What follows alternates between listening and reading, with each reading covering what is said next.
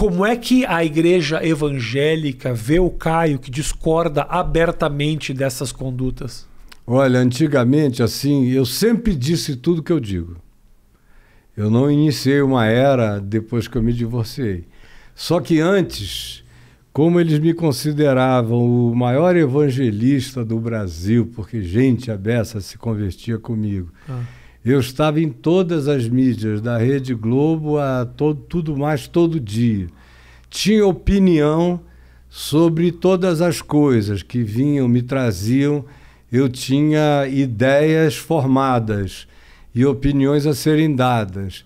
E na perspectiva humana, eu reunia sentimentos humanitários com a compaixão e justiça do Evangelho, e como o povo todo, porque esses caras têm pavor de povo, como o povo todo tinha aquele olhar de uma veneração sublime a meu respeito, então eles se controlavam. O próprio Silas, o Silas dizia, não, só nasce um Caio Fábio de 200 em 200 anos. Ele dizia para mim, ele ia lá no meu gabinete... Dizia, o que significa isso? Um desertor, é isso? Não. Ou não, alguém que critica dessa forma? Não, era uma pessoa com a minha capacidade. Ah, com a tua capacidade. De ir naquele ecletismo cultural de uma banda a outra, de física quântica, qualquer outra coisa. Ele dizia, não, só nasce um cara assim de 200 em 200, tem que respeitar e tal. Mas, ao mesmo tempo, eu sabia que ele estava esperando uma oportunidade para enfiar um punhal no fígado. Né? Aqui, ó. E foi o que ele fez, né? Primeiro, o que é que ele fez? Quando eu criei a Associação Evangélica Brasileira, que reuniu o maior grupo de cristãos que já foram reunidos no Brasil, todas as grandes denominações evangélicas e 65% do povo, só não veio Universal e alguns outros, porque eu também disse para o Macedo, pessoalmente, que a gente estava criando aquilo por causa dele, porque para diferenciar, porque estava tudo num pacote só como está agora. E eu tive várias conversas com ele a respeito disso, ele queria porque queria entrar, eu preciso dessa respeitabilidade, dessa ética, a credibilidade. Dessa credibilidade. Pois bem, eu falei, mas não dá, amigo. Foi tudo, e o Silas começou a se bandear para o Macedo, quando o Macedo ofereceu $40 mil por mês a ele, para ficar de plantão naquele tal de 25ª hora que tinha na Rede Record, nos anos 90, para falar mal de mim sempre que eu dissesse alguma coisa que desagradasse ao Macedo. Deus do céu. Aí ele ganhou esse dinheiro e ele ia lá, ele chegou a chorar uma vez, na minha presença. Ele chorou dizendo, Caio, eu sei que eu estou pecando contra ti, mas eu não posso perder os $40 mil. Falei, cara, cada um tem seu preço. Falou isso, não é que você leu isso, ele falou ele isso. Ele falou para mim isso 3 ou 4 vezes. E uma vez, um pastor aqui de São Paulo, chamado Jabes Alencar, estava com ele e ouviu ele falar. Outra vez eu tinha um auxiliar meu, Marcos Salomão, comigo, e ouviu ele falar. Outras vezes na sala, ele falou com gente ali, meu filho do lado, algumas outras pessoas, ele falou. E eu falei, olha, cada um tem seu preço. Agora, eu acho que quem tem uma relação de fato com a consciência do Evangelho, não está havendo em nenhuma perspectiva. Não estaria tomando essa atitude. Né? Aí ele só foi fazendo, cada vez foi piorando. Quando eu me divorciei, em 98, aí para ele e para todos eles, toda essa corja inteira, não dá para eu chamar de outra coisa a não ser de corja, porque são abusadores, exploradores, lúcidos acerca da sua própria exploração. Tem uns que fazem isso por ignorância, são seres toscos, irreflexivos. Mas não é o caso deles, eles sabem o que eles estão fazendo, eles sabem que o que eles fazem não é evangelho, como eles mesmos, alguns já me disseram. O Macedo já me disse, outros já me disseram, olha, Caio, o que você ensina é o evangelho e é o certo, mas só que não dá certo. Não junta grana, deixa todo mundo livre. E eu não quero isso, eu quero grana. Eu quero competir com o Roberto Marinho, eu quero dinheiro, eu preciso de milhões. Aí, nesse processo, gente que trabalhou com ele, cujos nomes eu sei, alguns estão vivos, uns 3 já morreram, me disseram que eles foram pegar dinheiro na Colômbia, aí no meio de gente, aquele pior dinheiro possível, que a moçada dos lugares de processamento e de venda mundial do rastilho de neve estavam oferecendo para lavar. Para lavar. Olha, fica com 30% e devolve o resto para a gente, viaja pelo gasofilácio da igreja, devolve para lá, fica com isso, para você. Grana, indiscriminadamente. É o negócio da igreja não pagar imposto, essas coisas, né? Aí é tão fácil isso ali para eles, né? É como Constantino, que cooptou, transformou o evangelho em cristianismo no 4º século, fazendo a mesma coisa. Isenção de impostos, doação de terrenos, transformou os bispos pobres, perseguidos, humildes, em eminências pardas, tudo mais. Aí a gente tem o evangelho de Cristo sendo praticado com todas as relatividades humanas até o 4º século. Dali para frente acaba o evangelho, surge o cristianismo. Surge a empresa. Surge a empresa constantiniana, que é uma religião. O evangelho não era uma religião, o evangelho era um caminho de vida. Jesus ensinou um caminho para qualquer um andar, para ser praticado como vida nas relações humanas. Ensinou que se você quiser amar a Deus, a única maneira é amando o próximo, porque Deus não vai te dar um tchau lá de cima, nem nada. Amor a Deus a gente faz na prática. Sem nenhum tipo de controle, né? Nem de barganha, nem de coisa alguma. Aí virou a coisa em toda, emborcou.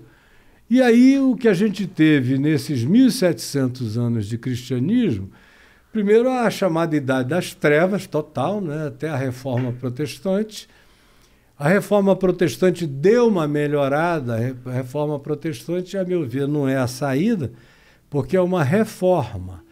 Sim, é tipo fazer uma bariátrica, lipoaspiração, essa coisa. Vamos botar um jeitinho diferente. No entanto, o que Jesus disse é que ninguém bota remendo de pano novo em veste velha, porque o pano novo vai corroer o cirzimento da veste velha e o buraco vai ficar cada vez maior. Jesus não era reformista. Sim. Jesus disse, não se põe vinho novo em odres de couro de cabrito, animal, porque a gente bota o vinho novo no odre novo e eles têm que coexistir. Se você botar vinho novo no odre velho, ele já vai estar todo fermentado, ele ficou vinagrado e vai arrebentar o couro, você vai perder o vinho. Então, a vontade de Jesus manifesta é que em cada geração começasse tudo outra vez. A vontade de Jesus não tinha um processo cumulativo. Era de renovação. De renovação. Toda geração tem que saber que Cristo morreu por você, ressuscitou por você, e o evangelho está começando em você. E se não for assim, vira religião e se corrompe, vira reformismo, que não acaba mais. Mas é isso que eu digo, que estou dizendo, para responder a tua pergunta, a vida inteira, há 49 anos que eu digo isso, e depois que eu me separei, tudo que eu dizia que eles aplaudiam antes passou a ser heresia, porque o povo antes estava comigo. Aí eles passaram a falar dos púlpitos, que eu tinha me tornado ateu, que eu tinha virado o anticristo. Você era um desertor ali, né? Claro, eles precisavam de alguma maneira te apagar, né? E aí durante talvez uns 15 ou 13 anos, eu fiquei quieto. Eu fazia as minhas coisas, sempre fui livre e continuei livre. Aí eu falei, não, isso tem data, isso tem prazo de validade. Aí quando eu vejo agora, essa coisa está mudando de uma maneira tão extraordinária, porque eu dizia, vocês, podem guardar isso como mentira no coração de vocês, mas os seus filhos e os seus netos vão me procurar. Todos eles. O mundo vai acordar. Vai acordar e novas gerações vão nascer e vão olhar para isso e dizer: que loucura é essa? Vocês engolem um mosquito e coam um camelo? Porque na realidade é isso, eles vivem engolindo camelos e coando mosquitinhos. E aí eu vejo essa nova geração oprimida pelos pais, aí o cara fica tão oprimido que se sente gay e aí deserta. Aí são declarados desviados, desigrejados. Sabe qual é a segunda maior denominação de evangélicos no Brasil? Não. São os desigrejados, mais de 16 milhões. É o meu público. Aí que entra o Caio. Todo dia. Aí que entra o Caio. Além de serem o meu público, os que estão lá dentro também estão enxergando. Estão começando a dizer: meu Deus, como é que eu consegui andar cego tanto tempo? Então o que eu estou vendo é o negócio de ganhar outra dimensão. Agora mesmo, eu propus a um grupo de amigos que eu considero os pastores evangélicos mais sérios, mais cultos, mais equilibrados, mais ponderados do Brasil, eu convidei-os a gente formar uma fraternidade do Evangelho.